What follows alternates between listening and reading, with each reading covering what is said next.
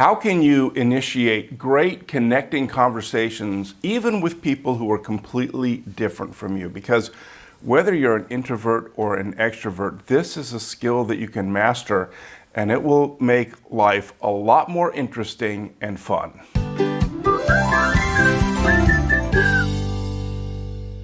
Hi everybody, this is Greg from Heart Tools, where we make it simple to build great relationships. And a couple of videos ago, we talked about the fact that if you are not connected to yourself, then it's very hard to connect to others. So the first step in creating connection is really to connect to yourself.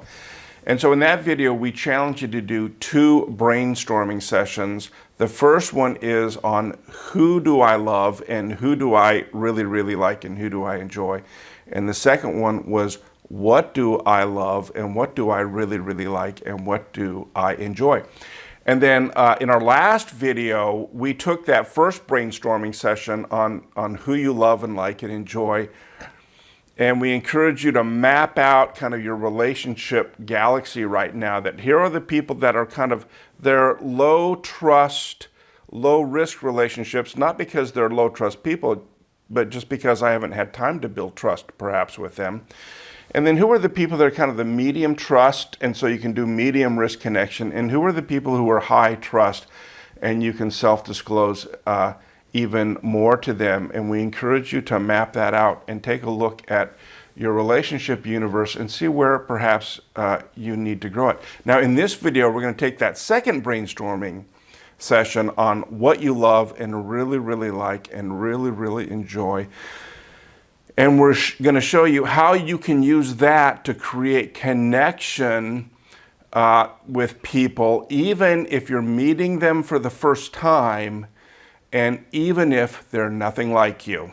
So as you look at this brainstorming session that you did about the things that you love and the things you really like and the things you enjoy, ask yourself this question. If someone were to start to get the picture of who I am, what are the 2 or 3 things that they would have to know about me, right? And it's probably going to be the things that you spend the most time and energy on and are most invested in. So, you know, to get to know you, someone would really have to know you love gardening, or they would really have to know that you love video games, or that you, whatever it is, pick the 2 or 3 or 4 things out of your brainstorming session that say, okay, this is kind of an introductory picture of who I am and what I really enjoy about life. That's step 1. And then secondly, pick one of those. Just pick one. For me, it would be I'm a Laker fan, right? If someone really wants to understand me, the picture would be very incomplete if they didn't understand I'm a Laker fan, because I've been a Laker fan since I was in kindergarten. It's probably the longest hobby and love that I've had in my life. So I really love the Lakers. So they would have to know that, right? So pick what yours is, just pick one of them, and then think about 4 or 5 or 6 different stories from your experience that really demonstrate how much you love this thing in your life, right? And so get that in your mind, because remember, concrete stories are what's connecting, not categories, but concrete stories. So get those in your mind. Now, the next thing you want to do is you want to write down 3 specific questions that if someone asked you that, it would give you an opportunity to talk about those 3 or 4 or 5, 6 specific examples you have in mind. So, for example, as a lifelong Laker fan, 3 questions might be, how and when did you start loving the Lakers? What are 3 or 4 highlights, well, your favorite moments as a Lakers fan? And the third one is, what's a bucket list item for you as a Laker fan? What do you dream of doing someday that would be incredibly fun as a Lakers fan? And so you come up with 2 or 3 questions that would allow you to talk about the things that you love about the thing that you love. Now, here's what you do with those 3 questions. You don't get people to ask you those questions. What you do is you turn those questions around and you ask them to other people about the things that they love. So let's say that I'm at a sports bar and I'm talking to someone I've never met before, and I say, hey, what's your favorite sports team in the world? And someone says, oh man, I'm a Green Bay Packer fan, love the Packers, have always loved the Packers, they're my favorite. And so then I have 3 questions then that I can ask. I can say, hey, how did you become a Packers fan? And sometimes they may say, well, I grew up in Green Bay, right? But you don't want just a category, right? You want concrete memory. So you say, oh yeah, that makes sense. You grew up in Green Bay. So growing up in Green Bay, when did you realize that you love the Packers, right? Because you want to hear that concrete human experience in order to create connections. So they talk about that. And you could also ask, hey, as a Packers fan, what are your 3 favorite moments? If you had to pick 3, that this is when I was on the mountaintop as a Packers fan, what would they be? And that gives them the chance to share more concrete, human experiences. And then you could ask, hey, what's up? Do you have a bucket list item as a Packers fan? Like if you could do anything, have any experience, what would it be? And then again, it gives you a chance to listen to things that are important to them, because people love to talk about the things they love. And then when they're talking about the things that they love, what you're doing is you're listening with empathy, right? So you go back to the stage 1 skills that we talked about. And remember that we said, when you go from stage 1 to stage 2, stage 1 skills don't become less important, they become even more important. So what you're doing is you are trying to listen with empathy so that the other person feels understood and known and enjoyed and connected with, right? And so if you haven't seen those videos yet, I would encourage you to go back and look at the first 2 playlists in stage 1. The first one is on understanding emotions, and the second one is specifically on listening with empathy. And that will set you up to be able to really enjoy and connect with people and help them feel known and enjoyed as they answer these questions, and you just go into listener mode in order to create an opportunity for connection.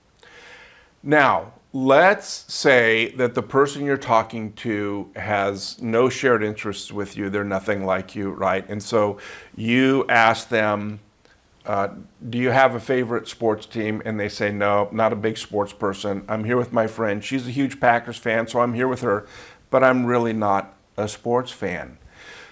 Well, instead of just letting the conversation end there, you could say, well, what are your hobbies? What do you love, right? Because people love to talk about the things they love. So you say, well, what are your hobbies then if you're not a sports fan? And they may say, well, I love to quilt. Again, temptation to let that become a dead end, because I know nothing about quilting. I have 0 interest in quilting. And so a lot of times we just let the conversation die there. But what you could do is take the 3 questions that you've already created and adapt them to quilting. So you could say, oh, really? Tell me, when did you start loving quilting? How did that happen? How did you develop that passion, right? And then you could say, what are the top 2 or 3 quilting projects that you've done that have been really meaningful, right? And then you'll hear stories about, well, I did this quilt for my daughter's wedding, and it included all these memories, and it even included some material from different things throughout her life. And you hear this amazing human connecting story about something that you have no interest in engaging in, but there's a real person here that you get to talk to, right? And then you can ask them, well, as someone who loves quilting, is there a bucket list thing that you'd like to do, right? And maybe there isn't, because I don't know anything about quilting, but maybe they say, oh yeah, there's this quilting convention that happens every year in this part of the country that I've never been to. I'd love to go there. And my bucket list, man, my sister also loves to quilt.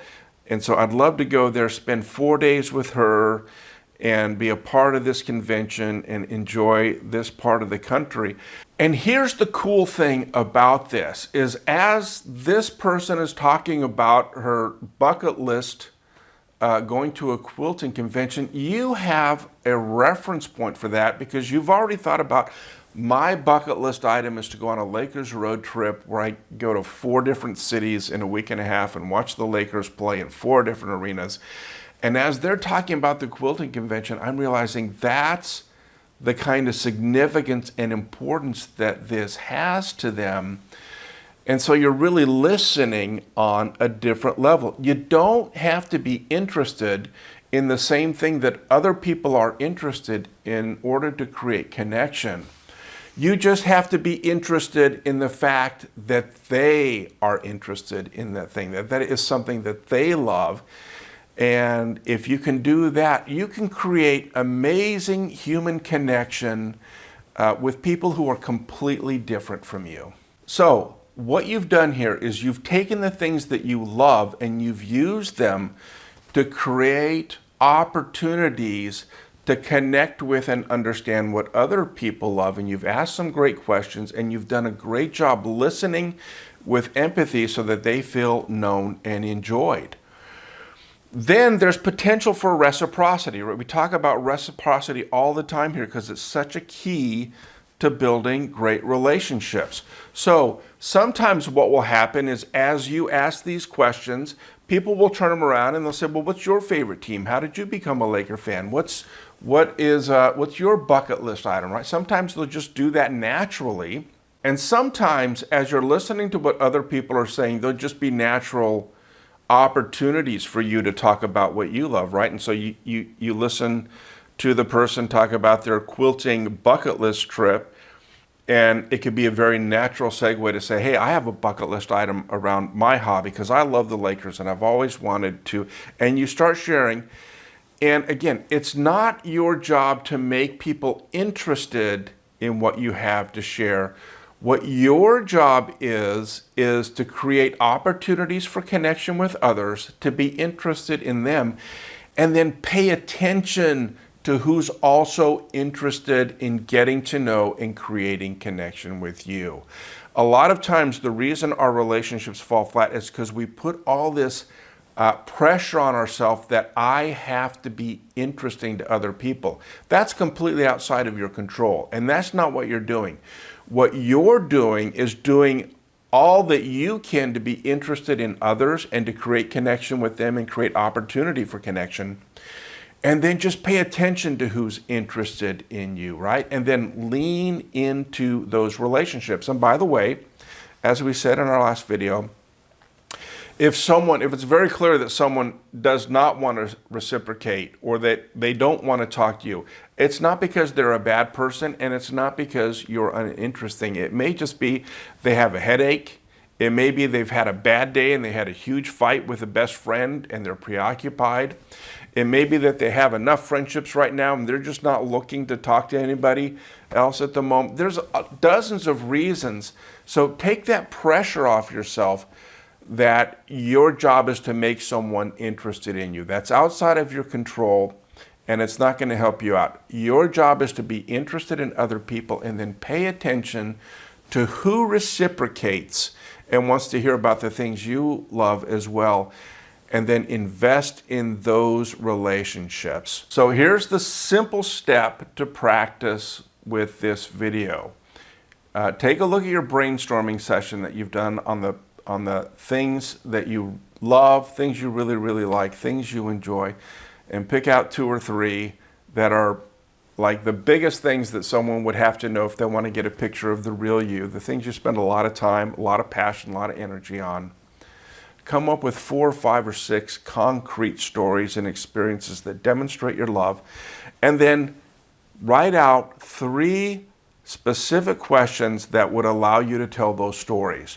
Then next time you're in conversation with someone, turn those questions around to help you unlock and understand the things that they're interested in and the things that they love, and see how fun that is and how you can create meaningful connection even with people who are very different from you. Simple steps, practice, practice, practice. That's what Heart Tools is all about.